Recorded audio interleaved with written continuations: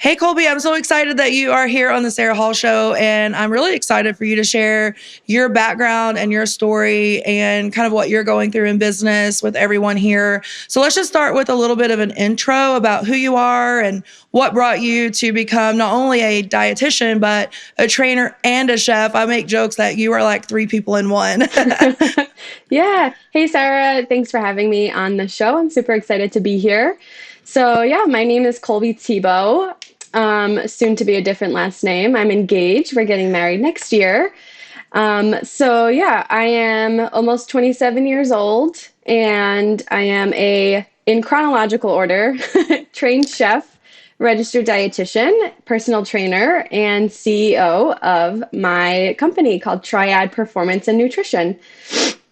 And I help former female athletes as well as everyday athletes in terms of women who are just staying active, whether they found sports and activity now later in life, or they're just different activities from what they might have started out as during adolescence or adulthood. I always wondered the chronological order. And actually, I said to myself before, I need to ask Colby that because I don't think I've ever asked you. So I'm so glad that you actually chronologically brought that in. What made you decide from one to the other, like, oh, I want to add this on and I want to add this on? Like, what made you make that transition too? hmm So figuring out the love for food and culinary arts and being able to I grew up around cooking. Like some of my best memories are in the kitchen sitting on the counter as my mom and dad are cooking dinner, and connecting that love of food and figuring out where I could go with that career wise, because in the restaurant industry being a chef is not so ideal. It's nights, weekends, holidays. It's not really built for family life. It's not really built for successful money. So I was very well aware at the beginning that that was not the direction I wanted to go in, but wanted to get that experience regardless, because now I can use it to talk to my clients about food specifically and flavors and textures and getting really creative in the kitchen. So I ended up having a little over 5 years of restaurant experience and went to a school specifically that broke up the dietetics program, with the first 2 years being just strictly culinary arts. So we were in culinary labs. We were basically, it was an associate's program to be a chef or a restaurant manager. And then we had to get accepted into the final 2 years of the nutrition program, where we did more nutrition classes, more clinical stuff. So that's what made up my bachelor's, and then the full process of DICAS and getting a dietetic internship, and moving down to Connecticut for my internship at Yale, and then getting my RD license, and then working in clinical, doing that. And I'm sure we'll get into that too, not feeling fulfilled and wanting to just essentially just learn more for myself in terms of exercise science, because I've always loved working out and figuring that out after my college sports career ended.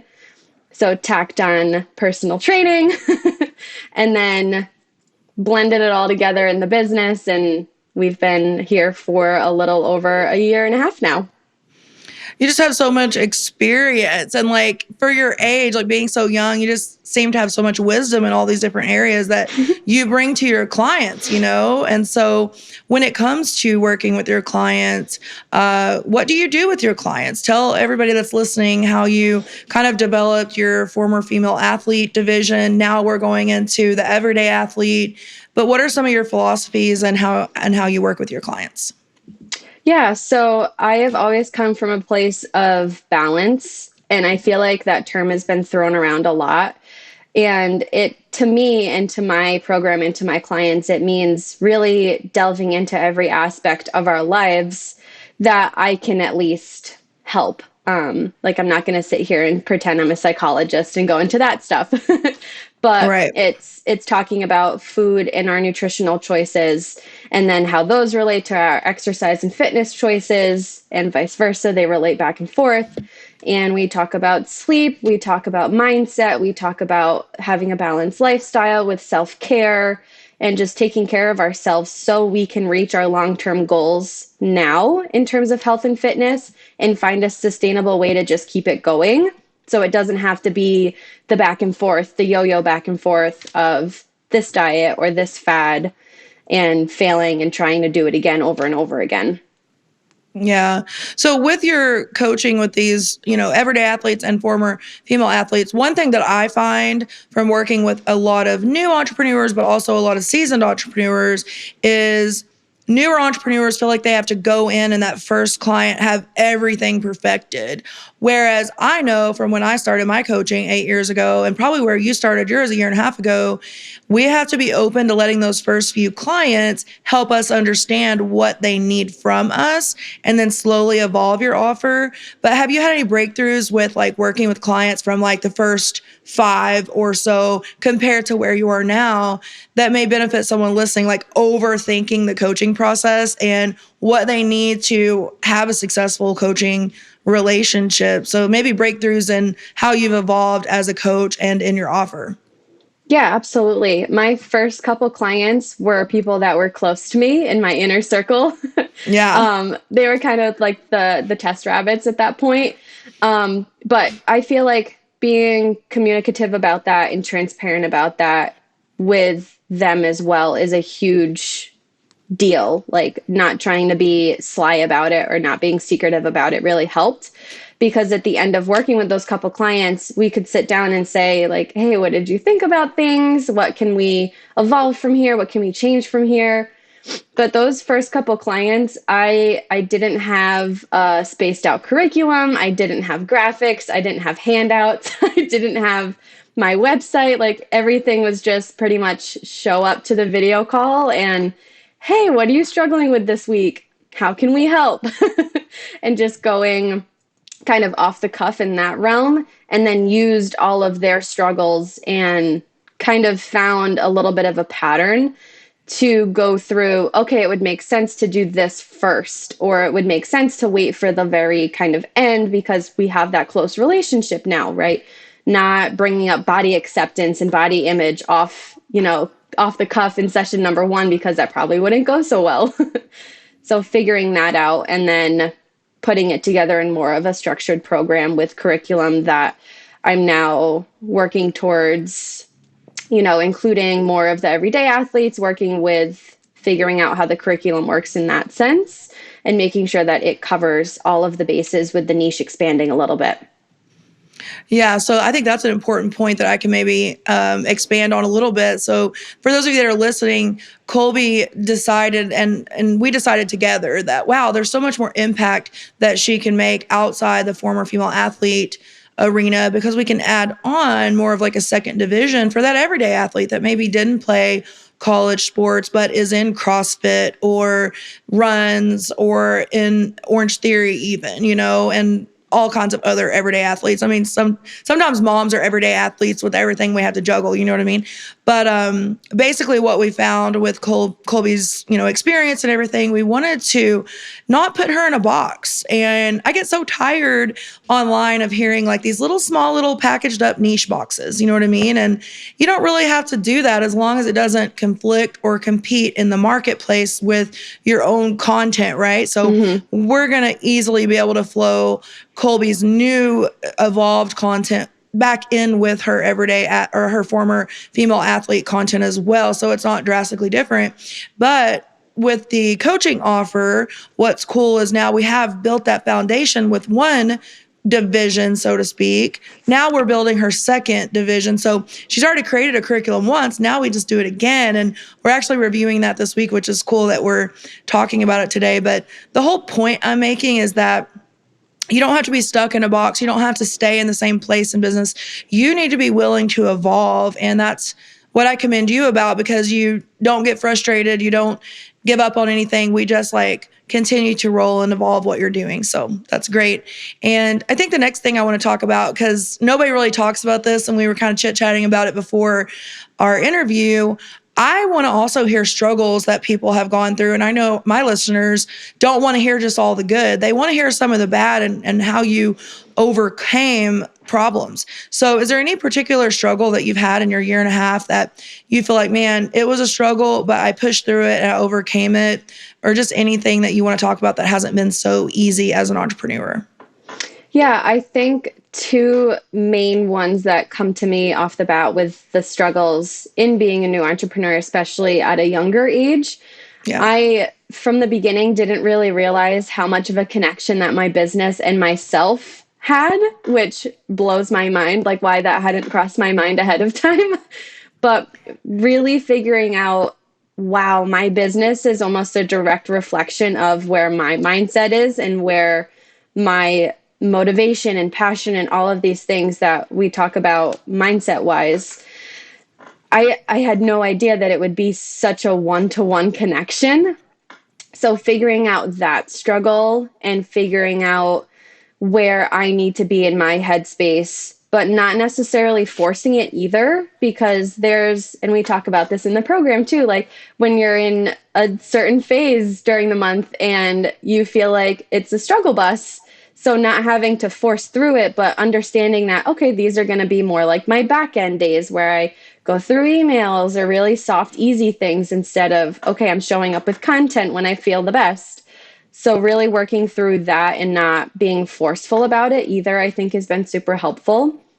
And then I think the second piece of that is the money piece of it and the financial mindset. And I mean, I started off with just one-off sessions pretty much and not even a program, and charging under $100 easily for a session, and going through that evolution and knowing my worth, and then being able to charge my worth and stick to my worth and not saying, oh, people are saying no, maybe I should back off and lower my prices, but understanding that we need to grow, we need to scale, and there's people out there that will pay that because it is worth that, and they value their own health and well-being to that degree. Yeah. I think those are two struggles the first struggle that you're talking about is I think a lot of women don't even recognize their own monthly hormonal cycles and how it affects mood and energy. And I nickname it the LP, the luteal phase. I talk about this so much on my social media. I'm sure people understand it, but I don't know how I went 39 years of my life without understanding what a luteal phase was. So that's number one. Yeah. But I feel like there should be more evidence and research out there about how this affects women in entrepreneurship. I swear one day I'm going to do a study about it. But what you're talking about is a real thing. We don't have energy every week of the month. So we have to preserve our content days and our creative days for when we're at our best. So learning that about yourself is so key. It sounds like a little minuscule thing, but it has truly impacted me crazily over the last few years, just understanding how I work and how my body works. And same as you. And then the price thing, I mean, I have clients with prices all over the board from $200 a month to $1,200 a month. And people pay it at all levels, and I think it's just a matter of you're growing into understand like, okay, this is the value that I provide. You're a chef, trainer, and dietitian. If people went and paid 3 different people for those skills, they would be paying triple what they're paying for you, And I think it's just getting that language down about like, do you realize what you're getting here by working with me, and your years of experience, right? So I think everyone that's listening could probably relate to those couple of struggles, just not feeling like doing it all the time. Number one, like we don't always feel like showing up on social media. That's when I say you should just repurpose content. Yeah. That's just a little bonus tip if you're listening, like just repurpose a story or something. Like I didn't even show up yesterday on my stories. I don't think I might today, but like you've gotten really good at learning to do what you can when you can, maybe repurpose stuff other times or just take some time off. And you do get to, it seems like you get to travel quite a bit or go places, and you're going to Fancy soon. And we got to celebrate, was it last week, that your business paid for that entire trip. So that's a win. Mm-hmm. Yeah, that's a huge win. I've wanted to go to Fancy basically since I started working as whatever that position was called, like a dietary aide back in high Yeah. school, and figuring Yeah. out like that dietetics was a profession, and that there's this yearly conference where we all get to like nerd out together. It's been on my radar for years, and I mean, having to work full time the past couple years out of school, it was never even a thought that crossed my mind. And this year or the last year, they announced that it was going to be in Orlando for this year's conference. And I was like, oh, that would be nice. Like October, I'm in the Northeast, so we're getting a little bit colder, a little bit more like snuggly over here. So I was like, oh, that'd be nice weather-wise. And I definitely talked myself out of it for a while. Like there's no way that you would be able to do that. And I made it work.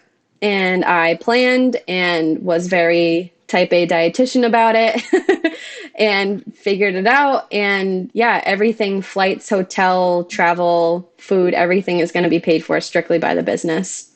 Yeah, I think that's definitely something to celebrate, and I can't wait to hear all about it. So, okay, I think we may have already kind of broke into the subject of like your biggest lessons. Obviously, listening to your body, listening to when you feel best, knowing that you can keep your price and people will pay it. Did you have any other big lessons, or maybe one more that you think, man, I've really learned this over my year and a half so far? Ooh, well, one big lesson I think is going to be that I can't help everyone, and that not everyone wants to be helped or is ready to be helped.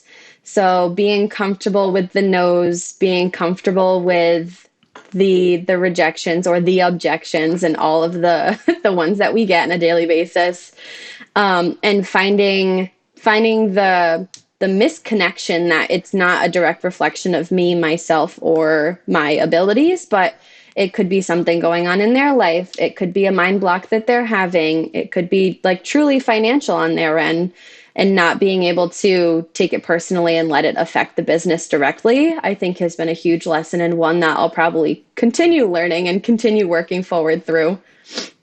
Oh yeah, I mean, I've been doing this 8 years now, and I swear I'm still learning lessons every month, every week. I mean, you guys teach me so much, and always evolving, and so you're never gonna.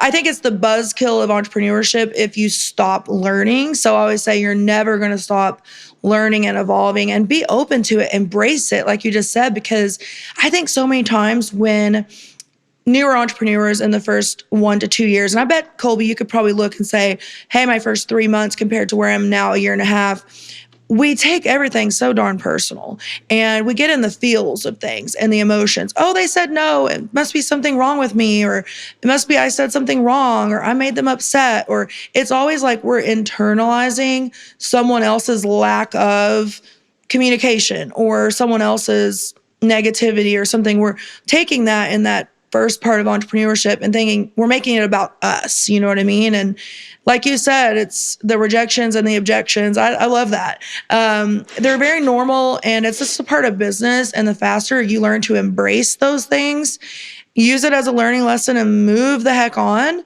the faster you're going to be successful and be really, really good at getting thick skin, because that's what being an entrepreneur is about, is resiliency. So I think that's a good lesson for newer entrepreneurs or people feeling stuck in their business. Is there anything specifically you would tell someone, like, hey, if you're feeling stuck in your business, I've felt stuck before too, and this is what I did? Or if someone's sitting back thinking about becoming an entrepreneur like you were a year and a half ago, what would you tell them to kind of get them over that hump? Yeah, I think in the beginning, it's just trusting yourself and trusting your abilities, and knowing if you're not happy where you are right now, that you have direct control over that, and you need to take action on that if you're truly not happy. So being able to take that leap, like I started with a Google search at my clinical office at the hospital of how do I start my own nutrition business? And that's where everything started. And That's so it, cool. yeah. But I feel like when we're a little bit past that and you're feeling stuck, I literally keep, it's up on my wall right next to me. I keep a piece of paper that I went through, I want to say it was January of this past year. I went through every single day writing in my journal one my why statement. So my why for today is XYZ, or my why for being in the business today is XYZ. And I wrote it in my journal, and then I closed it for a little while, kind of let it sit. And then I went back maybe a month later, opened it up and typed them all out. So they're on just one sheet of paper now. And I go back and look at it almost on a daily basis and see, okay, right, this is why I'm doing this, or this is really connecting to me today. This is why I'm doing this, good or bad. Yeah, I think that's so crucial because listen, if you're listening to this and very inspired by Colby's story, you should be, because this is the thing. Entrepreneurship is not going to be the easiest thing you've ever done in your life. Okay. But it is the most rewarding thing. I would never go back to what I call like my old normal life. I just would never go back to a day job. I'll take all the little bad things with all the amazing good things before I would ever go back to living basically a non-extraordinary life, you know? But I think it's really hard in the beginning because you're not making bukus of money. You're not, you don't have a brand. People don't know who you are. And that moment you do become a household name and people are like telling everyone else about you, and you've gotten there and you've made it, like you kind of look back on those first few years and like, shoot, that was worth it. You know what I mean? Yeah. Like, bye. Every time I drive by my old hospital, I'm like, loved you for a minute, loved Yep. working there, loved my patients, but I don't miss not having the freedom, And Yeah. I think you're in that sweet spot where you've seen some ups and downs, and a year and a half now, it's like the best is yet to come, really, for you, in my opinion, because I remember when I was there. But I think it's so important, and the reminder of you've got to realize what your life is like now. You may not visualize what it can be in the future until you just get started, but if you never get started, you'll never know, Yep. And I think that's essentially what you're saying. So I'm just so proud of you. Now let's wrap up by saying, like, what do you want to celebrate? What's something exciting? Every time on Thursday when we get on our coaching Zoom, I'm always like, what's the wins, guys? And not always business related. I know you're getting married soon, so you probably have that as something exciting, but what do you want to celebrate and leave off the podcast with? Yeah, I think the biggest celebration recently, and this is something that we're working on this week, is not getting stuck in the defeat of not necessarily getting clients as much as I would like to, but being able to evolve from that and open up the niche so we can affect more women and be more inclusive and broaden the niche. So I just changed my Instagram handle.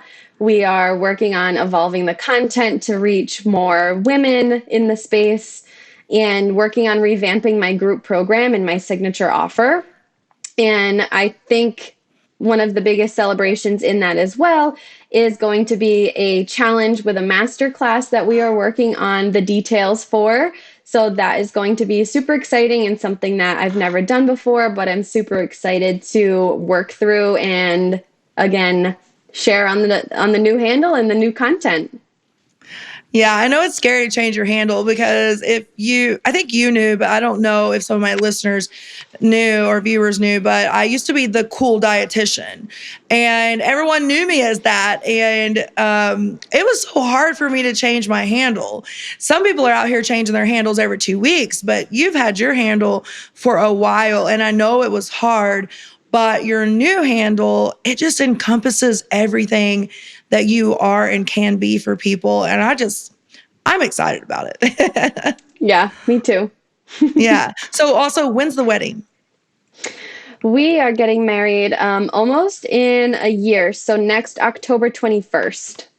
Well, it'll be here before you know it. So I we know. got plenty to work on in your business to tide you over before you get married. So we got lots of work to Yes. do. Yes, we do. Awesome, Colby. Well, I'm so excited that you were on the show today. I can't wait to have everyone listen and give feedback. And I really appreciate you being here. Yeah, absolutely. Thank you so much, Sarah. And thanks to all your listeners for participating.